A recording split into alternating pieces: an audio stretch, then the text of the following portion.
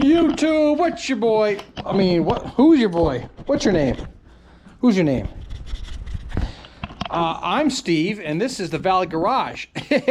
I had a question, and the question come to me was, now that I have the Reaper Fender, and that it hugs the tire so low, that what is the biggest thing speed bump wise that you could possibly run over without ripping the fender off? And I'm like, give me a couple days. I gotta go find a speed bump. The speed bumps that are around here aren't very big, right? So what I can do is do a couple measurements and see what happens. So yeah, what is the biggest obstacle in the road that you may come across? A branch, a speed bump?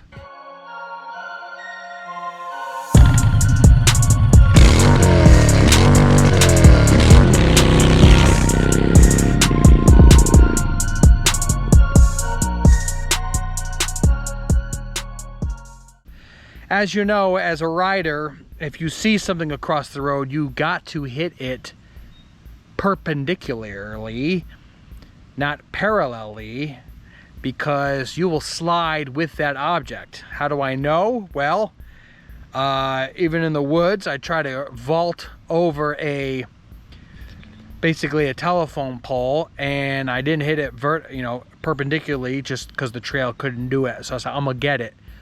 I cleared it with the front tire, but because I was on an angle, the back tire slid with the thing, and I slid.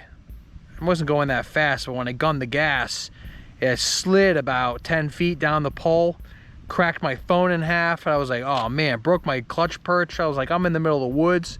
This is gonna suck. But not to say that you're gonna be in the woods with your Fury, although I'm crazy enough to probably do that. Maybe I would. Maybe I'll make an off-road thing if I come up with a crazy amount of money and buy another Fury. But what we are looking at is this, the Reaper Fender, okay?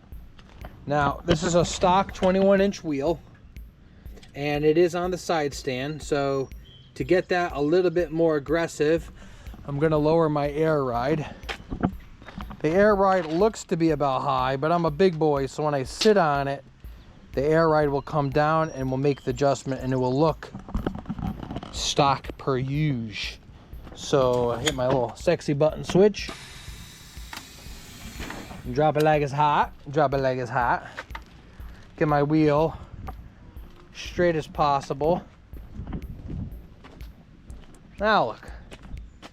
Bam. She's looking good right now. So,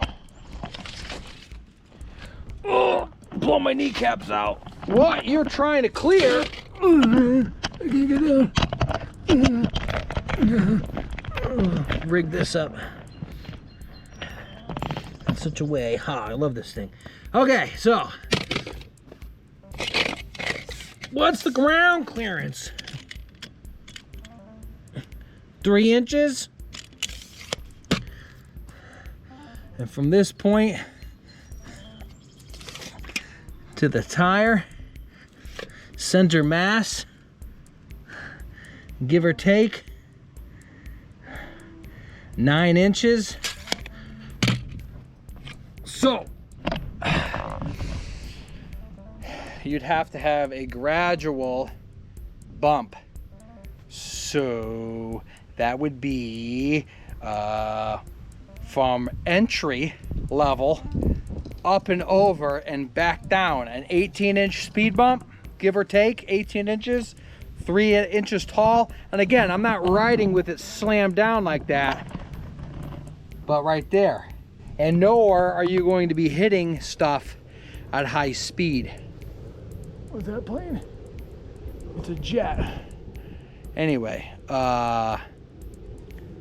yeah, so let's run some shit over. So for argument's sake, I'm going to construct myself a speed bump. Now, I'm only grabbing what I can find around the house, which is one of these bad boys here. So,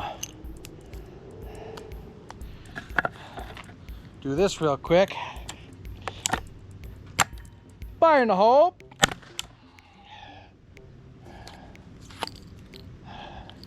That's one.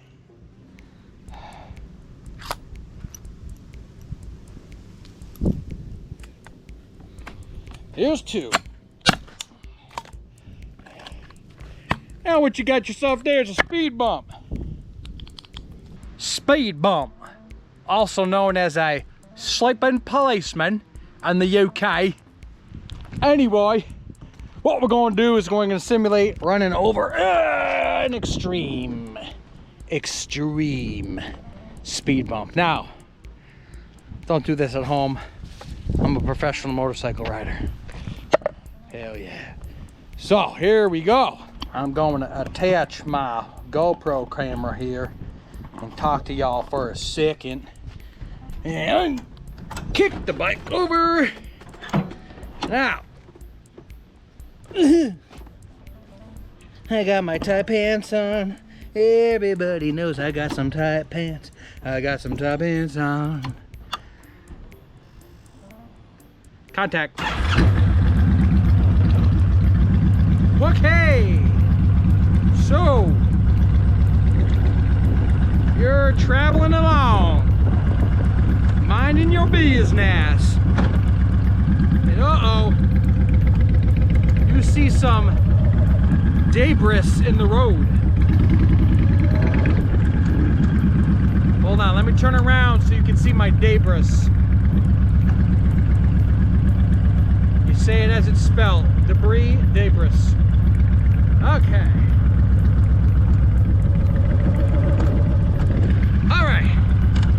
So, for argument's sake, you're traveling along a side road, a speed bump, or a giant branch is across the ground. What are you going to do? You're going to hit it straight on? Yeah, but perpendicularly, not parallelly, or off to the side. Branch, your bike should be rotated this way. Go. So, let me spin you around some. You'll see my simulated piece of pipe in the road, or branch, whatever now. Do not attempt to hit it other than straight on. So if you see it in the road, you're gonna hit it that way? No, no, no. I no think so. You're gonna hit it on an angle of the dangle. I'm traveling along the road. Oh no, there's some debris. I'm gonna slow up. Boom, boom. Hit it like that. Okay.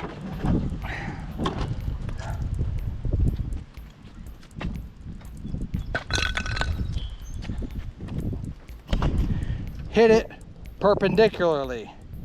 So now we're gonna try it with the big boy. In this case, we're gonna do it with my newly constructed extreme wilderness speed bump. Here we go. Bam. Do that in the road. Undo my little attachment here.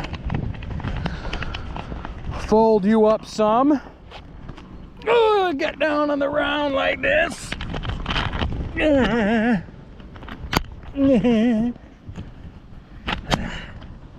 Wow, the road is freaking hot.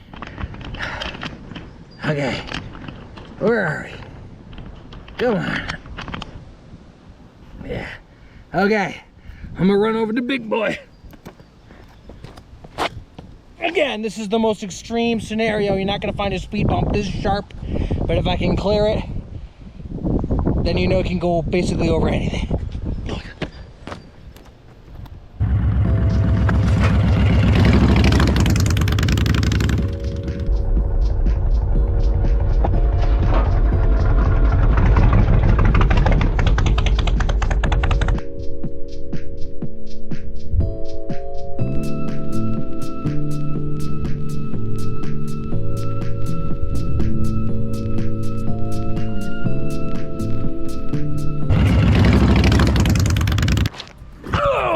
What'd you think about that, boys, huh?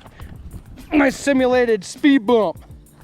Again, you're not gonna go find something crazy this big out in the wild if it's a speed bump, which was the original issue. Chances are, if some debris was over across the road, if you have the opportunity to go around it, obviously go around it. But if you don't, square up to the object and roll over it as best as you can. Don't accelerate once you pass, because then it will spin out your wheel. You could also skirt to the side, and then that's no good for everybody. You'll end up in a ditch down by the river. So that answers that. Hopefully that answers the questions we have. Can it clear it? I'm pretty sure that's extreme. You can clear almost any speed bump out there, but at least you got some video for that, and I hope that answers your question. All right, that's today's little quick episode. Hope you like that. That's it. See you later. Peace.